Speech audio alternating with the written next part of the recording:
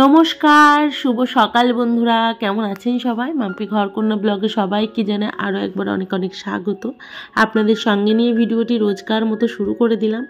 তো সকালে কিছুটা রান্নাবান্না করেছি, চা জলও খাওয়া হয়ে গেছে, সুকান্ত কাজেও বেরিয়ে গিয়েছে। আর এদিকে দেখুন বিছানাপত্র গোছাতে এসেছি। এদিকে আমি বিছানাটা ভালো করে গুছিয়ে নিই। আর ঘরটা না বড্ড ফাঁকা ফাঁকা লাগছে, এরকমভাবে ক্যামেরাটা রাখার পর পুরো ফাঁকা ফাঁকা লাগছে। তো আমার বেশ ভালো লাগছে না দেখতে।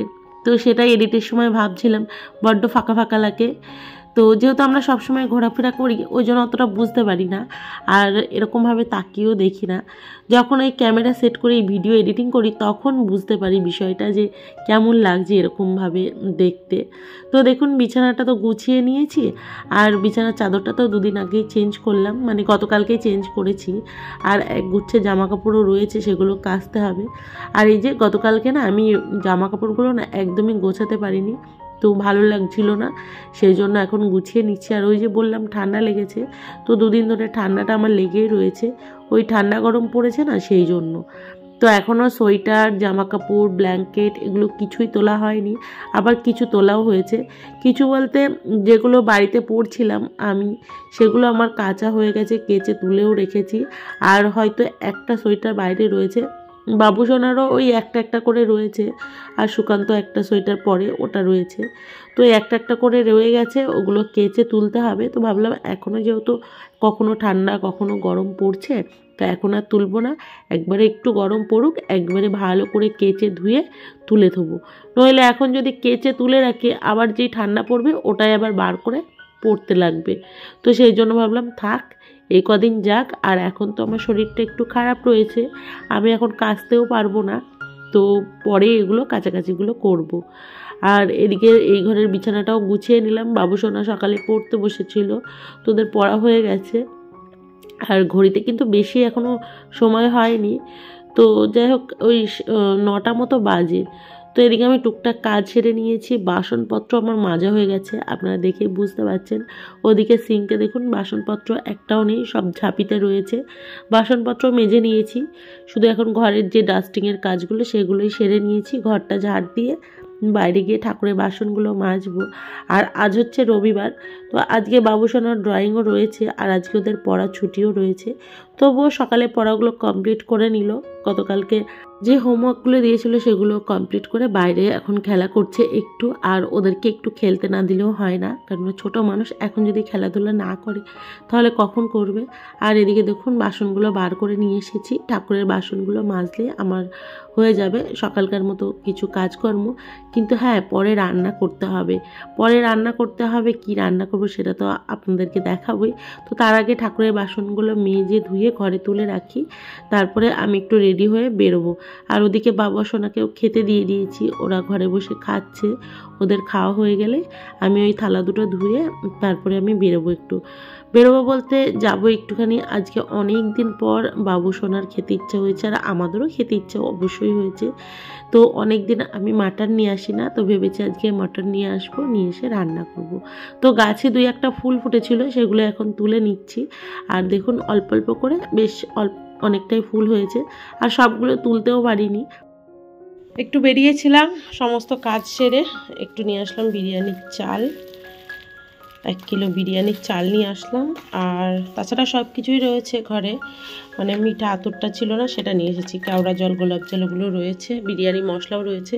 আর আজকে মাটন নিয়ে এসেছি, এখানে মাটন রয়েছে ব্যাগে। তো মাটনটাই আনতে গেছিলাম, আজকে খাসির মাংস দিয়ে বিরিয়ানি করব।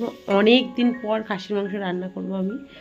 আর অনেক দিন আগেই যেহেতু আমরা খাসির মাংস রান্না করেছিলাম, মানে নিয়ে এসে আপনাদের সাথে শেয়ারও করেছিলাম, তো অনেক দিন হয়ে গেছে আনা হয় না। আর বাবু সোনারও প্রচণ্ড খেতে ইচ্ছা হয়েছিল, আর আমাদেরও অবশ্যই খেতে ইচ্ছা হয়েছিল। কিন্তু এই কিছুদিন আগেই আমরা খেয়েছিলাম বলতে বাবার বাড়ি গিয়েছিলাম তখন খেয়েছি। আর আমরা একবার পিকনিকে গেছিলাম, মানে কিছুদিন আগে, তখন আর শেয়ার করা হয়নি। তো তখনও আমরা খাসির মাংস খেয়েছিলাম, সেই জন্য আর আপনাদের সাথে শেয়ার করা হয়নি। আর পিকনিকে গেছিলাম সেটাও শেয়ার করতে পারিনি। তো একদিন গিয়েছিলাম, তো এদিকে দেখুন আমি বিরিয়ানির চালটা ভিজিয়ে রাখবো। আর দেখুন চাইলেই তো আর সবসময় খাসির মাংস নিয়ে এসে রান্না করা যায় না, কেননা অনেক পরিমাণে দাম। আমাদের এখানে তো 800 টাকা কিলো, আর 1 কেজি মাংস নিয়ে আসার কোনো প্রয়োজন নেই, কেননা 1 কেজি মাংস আনতেও পারবো না একবারে, কেননা 800 টাকার মাংস যদি একদিনেই খেয়ে ফেলি তাহলে তো বাদবাকি মাস পড়েই রয়েছে।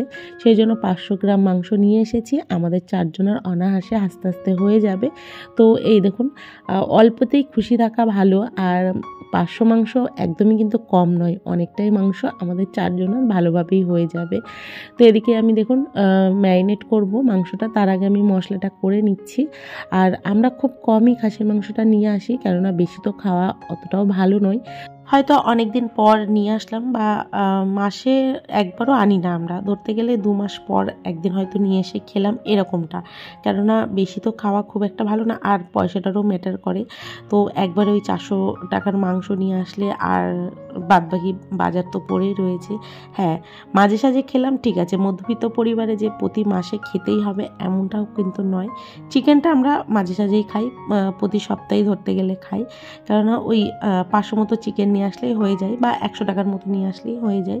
এইভাবেই আমি ম্যানেজ করে চালাই সংসারটা, কেননা ওই একটা খাটনির ওপর আমি এটা খাবো ওটা খাবো করলে তো হবে না। হ্যাঁ, সব কিছুই খাবো, আবার সমস্ত দিকও আমাকে সামলাতে হবে। ভালো মন্দ যেমন খেতে ইচ্ছা করে, সংসারের অনেক কিছু কাজও রয়েছে, সেগুলোও করতে হবে, ঘরবাড়িও ঠিকঠাক করতে হবে।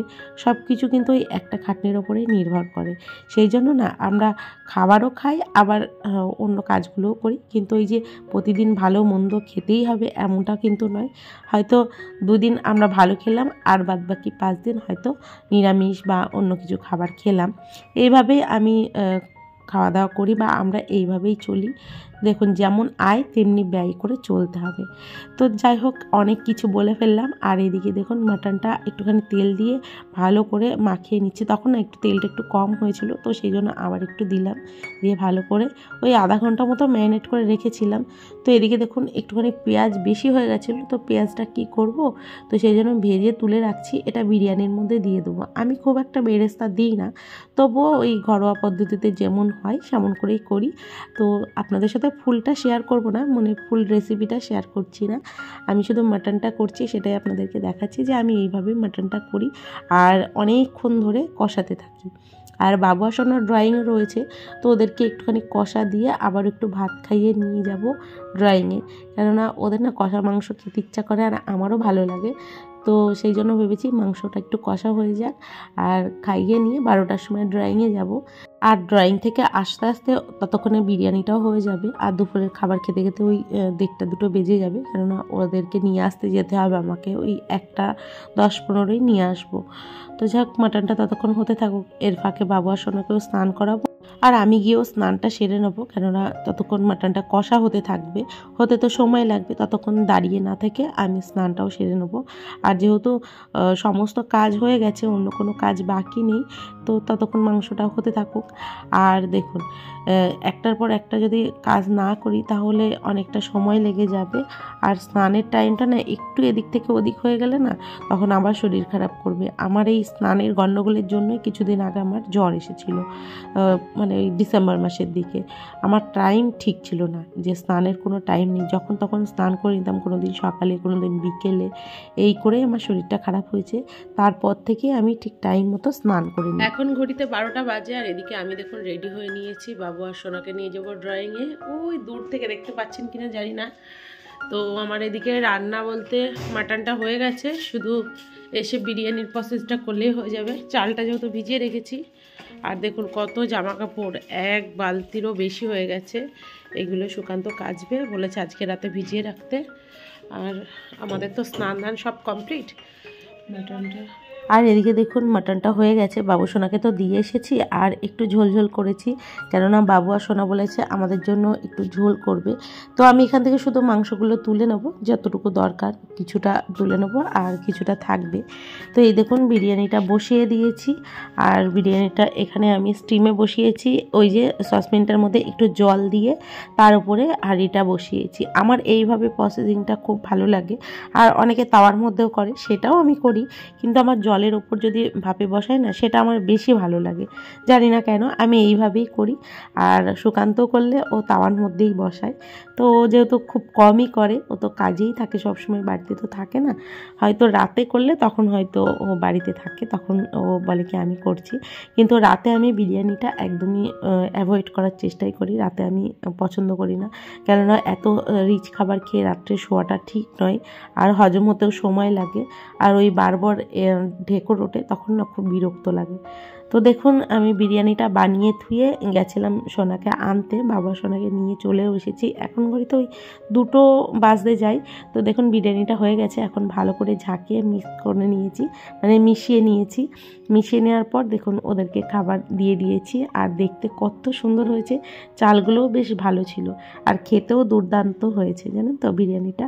আর তার সঙ্গে তো মাটনের ঝোল ছিলই, আমাদের আবার একটুখানি গ্রেভি লাগেই। তো যাক, ভিডিওটা এই পর্যন্তই থাকছে, দেখা হচ্ছে পরের ভিডিও। সবাই ভালো থাকবেন, সুস্থ থাকবেন, আজকের মতো টাটা।